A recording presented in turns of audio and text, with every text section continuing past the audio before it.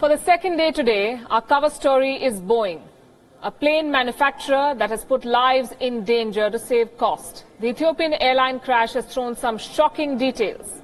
Flight 302 crashed on Sunday, killing all 157 people on board. The investigation is on, and the focus is on one plane, the Boeing 737 MAX 8 aircraft. It was the same type that crashed in October last year. Barely 6 months ago, a Lion airplane from Indonesia crashed, killing everyone on board. That plane too was a Boeing 737 MAX 8. Safety concerns were raised then as well, but now they have grown louder. Could the problem be with the design and software of this plane? Has Boeing hidden dangerous details from the world? That's what many believe, because more than 10 countries have now grounded their fleet of the Boeing 737 MAX 8 aircraft, 13 countries till the last count. 40% of the global fleet of this Boeing plane has been barred from flying. The world over, more than 300 planes are in service, so that makes it 120 grounded Boeing planes. Singapore and Australia have completely suspended operations of all the Boeing 737 MAX 8 aircraft today. Indonesia and China had done this on Monday. A few minutes back, Wion received reports that now the UK, Ireland and France have also banned Boeing's new plane. While it is yet to be established that there is indeed a link between the crashes in Indonesia and Ethiopia, Boeing is facing one of the worst crises in its history. On Sunday, Ethiopian Airlines Flight 302 crashed. It was bound for Nairobi in Kenya. It had left from Ethiopia's capital Addis Ababa. 6 minutes after takeoff, the plane lost contact with the air traffic control. And just before that happened, the pilot had sent out a distress call. He was not being able to bring back the plane. It crashed on the outskirts of Ethiopia's capital. Here is how the investigation into the crash is shaping up. Well, the investigation is picking up speed now. The investigators are arriving at the scene. They've already found at least one of the two black boxes. They believe the other one is there but may be slightly damaged, so we'll have to see what information they can provide. Those are going to be the main part of the investigation. A good recording in those black boxes can unravel most aircraft accidents fairly quickly. Beyond that, they'll be setting up teams of specialists to look at different aspects of the flight and the airline operation, the maintenance, the crew, the training, the history of the aircraft, and they'll be going through it in some detail. It will take up to a year to finish the investigation, but again, if those black boxes are clean and with good data, they should have some idea fairly quickly. Boeing shares on the American Stock Exchange plunged by more than 10%. The Boeing 737 MAX 8 is one of the most profitable products of this company. It generates almost a third of Boeing's profit. But the plane is losing trust among pilots and passengers. After the Lion Air crash in Indonesia last year, it emerged that the plane's software was working in ways that could be fatal for flyers. Apparently, the software was forcing the nose of the plane down. Pilots around the world have complained about this. They do not know about the new features on the Boeing 737 MAX 8. Some even claim that Boeing withheld information, did not share information on design changes. But Boeing insists that the MAX planes are safe. The company says that the pilots know how to override the automated systems of this plane. We have a simple question for Boeing. If the pilots know, why don't they do it? Do these pilots want their planes to crash? We're waiting for the answers, and we do hope not. Whatever Boeing says in its defense, the fact is that its planes are being grounded left, right and center, except in India. We told you this yesterday, and we are sorry to repeat it today. What is India doing after the crash? Precious little. India is going soft on Boeing. No planes have been grounded. Instead, a new guideline has been issued, which isn't worth the piece of paper it's printed on. India's aviation watchdog, the Directorate General of Civil Aviation, the DGCA, made this announcement on Monday. Pilots flying the 737 MAX 8 plane must have at least 1,000 hours of experience on quote-unquote such aircraft. What does such mean? The old 737 or the 737 MAX 8? We do not know. The co-pilot, says the DGCA, must have 500 hours of experience. The Boeing 737 MAX will be subjected to stringent checks. This includes the plane's autopilot and computer systems. We'd like to tell the DGCA that the pilot of the crashed plane in Ethiopia had 8,000 hours of flying time. This is not about experience. This is about training on the upgraded system. Our trained pilots who can handle the upgrade flying these planes in India. The DGCA has not bothered checking that. Now, 2 Indian airlines have a total of 17 737 MAX 8 planes. They belong to Jet Airways and SpiceJet. The planes with Jet Airways remain grounded for other reasons, non-payment of dues, not your safety. But SpiceJet continues to operate their Boeing planes, the planes of this make. So the question we want to ask is, why is the Indian regulator shying away from grounding the 737 MAX 8 planes? At least until they've been declared safe to fly. And what we are proposing is not unprecedented, the grounding of planes. An entire fleet of the same company, the Boeing 787 Dreamliner, was grounded in 2013. This was after batteries on the plane began to catch fire. At that time, Japan's Nippon Airways and Japan Airlines had voluntarily grounded their fleet of the Dreamliner. In this case, Ethiopian Airlines grounded its entire fleet of the 737 MAX aircraft. Pilots around the world have raised legitimate concerns over this plane. You see, Boeing as the manufacturer of the aircraft, and they had produced a new aircraft with upgraded technology, has the ultimate responsibility of ensuring that the aircraft with various operators worldwide are safe. These are complaints about the 737 MAX 8's computer systems. Investigators of the Lion Air crash claimed that a sensor on the plane could be feeding wrong information to the computer. This could have pushed the plane's nose down. That could have eventually led to the crash. While a direct link is yet to be established, there are several similarities between the crash in Indonesia 6 months back and the Ethiopian Air crash. Both planes went down minutes after takeoff. Both planes had trouble while ascending. Of course, both crashed. There is another question to consider here. In an attempt to develop fuel-efficient planes, has Boeing compromised on quality? One of the biggest reasons why Boeing 737 MAX has been successful is its fuel efficiency, what we call mileage, which is why the new plane has found several buyers in developing markets. The company has orders for more than 5,000 planes. In an attempt to build such a plane, Boeing had to design the 737 MAX a bit differently, and that could have had some unintended consequences. Whenever you have a new change or a new aircraft or a substantially different model, as in this case, the engines are different to get a more economical fuel burn, and they are moved forward, changing the weight and balance of the aircraft. So there are substantial changes to the airplane. Whenever you get this, there are often issues that come up that are unanticipated, and if they must be dealt with immediately and significantly, the FAA will issue an airworthiness directive. What is happening inside Boeing after these 2 crashes remains a mystery. Last time around, the company got away after issuing an advisory. This time, it has promised a software update to patch any problems on the 737 MAX 8. In a statement, Boeing has announced that it will release the update by April, that's next month. Boeing describes the software update as an enhancement. It says this is related to the Lion Air crash, but the crash in Ethiopia was only mentioned in passing.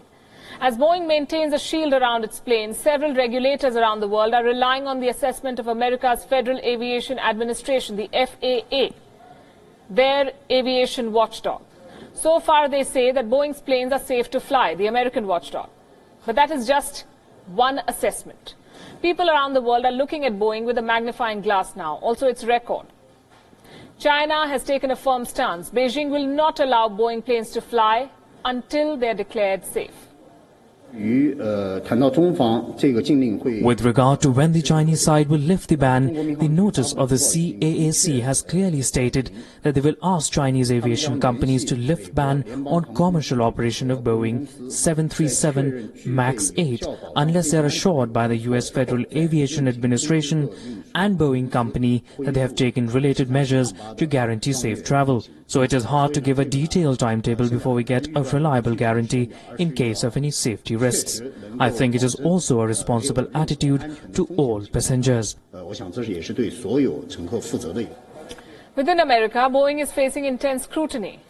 And one American lawmaker disagrees with the FAA's assessment. Democratic lawmaker Dianne Feinstein has called the American aviation watchdog to ground all Boeing 737 MAX 8 planes. She said, and I'm quoting, "Until the cause of the crash is known and it's clear that similar risks are not present in the domestic fleet, I believe all Boeing 737 MAX 8 series aircraft operating in the United States should be temporarily grounded." This aircraft model represents only a small fraction of the domestic fleet, and several other countries have already taken this important step, including China and Indonesia. That is one lawmaker. But American lawmakers speaking out against Boeing remain a minority. There is a strong reason for that. Boeing is one of the top spenders when it comes to lobbying American lawmakers. They pay bucketfuls of money to lawmakers. In 2017, Boeing spent more than $16 million on lobbying efforts, and this is on record. This is what they have declared. In 2016, the company spent more than $17 million, and that is paying off. Boeing gets away with practically doing nothing, and while America is yet to take any major action against Boeing, the clamor against the company has certainly reached the White House. It seems like American President Donald Trump is also worried about the safety of Boeing's planes, without naming the company. And that's interesting because Trump does not pull his punches. But he's not named Boeing in his tweet. He slammed the increasing automation on commercial planes. He said, and I quote, "Airplanes are becoming far too complex to fly. Pilots are no longer needed, but rather computer scientists from MIT. I see it all the time in many products, always seeking to go one unnecessary step further, when often old and simpler is far better. Split-second decisions are needed, and the complexity creates danger. All of this for great cost, yet very little gain.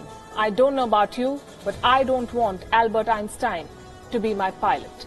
I want great flying professionals that are allowed to easily and quickly take control of a plane." Why doesn't he name the company? That remains the question, and we're still waiting to see what the Indian Civil Aviation Ministry and regulator does about this. The New York Times has done it again. The American newspaper's latest article on the Pulwama terror attack is an example of how Western media misleads readers and tries to influence the narrative about India. The headline described the Pulwama terror attack, which killed 40 Central Reserve Police Force men, CRPF men, as an explosion.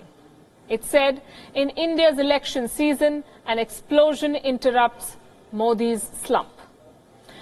Indians worldwide called out the newspaper for its biased writing and said that this article is more of an unsubstantiated opinion piece than a factual report. The online outrage finally forced the New York Times to change the headline, and that is also rare. They were forced to change. The word explosion was replaced with the word bombing. They're still not calling it a terror attack, which is what it is. This is not the first time that the New York Times has spun stories against India. The article on the dogfight between Indian and Pakistani warplanes on the 3rd of March garnered sharp criticism. We reported about it here on this channel and on this show. The article questioned India's capability of waging war following the aerial clash between India and Pakistan. But facts were overlooked, including the fact that an Indian Air Force MiG-21 Bison shot down a US-manufactured F-16. It was not just the New York Times, and not just that headline that was misleading. It turns out that the entire article is inaccurate. Let's look at the first example. The article says that Prime Minister Narendra Modi's biggest vulnerability is the economy. The New York Times says that India's economy grew at 6.6% in the most recent quarter and called it the slowest rate in 5 years. That is wrong, plain wrong. The slowest rate in 5 years was 5.7% in the first quarter of 2017. Get your facts right. Next, India was referred to as the fastest growing economy among quote-unquote most developed countries. India is the fastest growing large economy and is growing faster than all and not most developed countries. The New York Times has published more than 24 pieces of reportage, analysis, editorial and opinion on India and Pakistan since the 14th February attack on Pulwama. But it is clear that the so-called serious coverage is not up to the standard that is expected from a media house with a stellar reputation like the New York Times. The bias against India is evident in the choice of words. Vamsi Juluri, a media studies professor at the University of San Francisco, has taken a close look at the language of NYT articles about India. On the face of it, the headlines on Pulwama cover some of the major events of the conflict, but the primary concern is the negative projection of India. India, in the discourse of these headlines, quote-unquote, threatens and strikes in revenge. The Indian government has called its actions a preemptive strike, not an act of revenge at all. Pakistan, at the same time, according to the New York Times, quote-unquote, offers to investigate and vows to move against militants. Another headline claims that India lost the dogfight with Pakistan, but Islamabad supposedly rises above the Indian airstrike, wins the airstrike, frees the captured Indian pilot, and even offered him tea. It may be fair to say that these headlines paint India as an aggressor in the conflict in comparison to Pakistan, which has fortitude and character, and if the New York Times is to be believed, a fantastic military. They wrote that too. And now that we've established the inherent bias of Western media on various issues, here's a brief look at why they matter. Why should we be discussing this at all in prime time? And why it matters to read through the double standards of the Western press. Homophobia. Anti-India bias. Wrong figures. Lending a platform to murderers. Leaking evidence. Inaccurate reporting. Lobbying for and against specific candidates. Allegations of serving corporate interests. Outright breach of international law. Even fake news and allegations of racism. The Western media has not covered itself in glory, but it controls the narrative.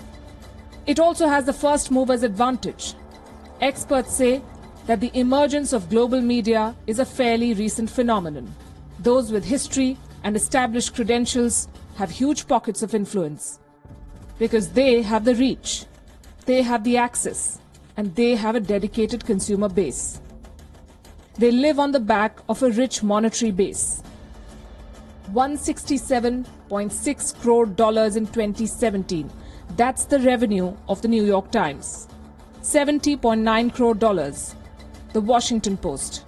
$646.7 crore. The BBC. It's not just the newspapers alone. The wire services earn more than $1,000 crore every year, and these are just rough estimates.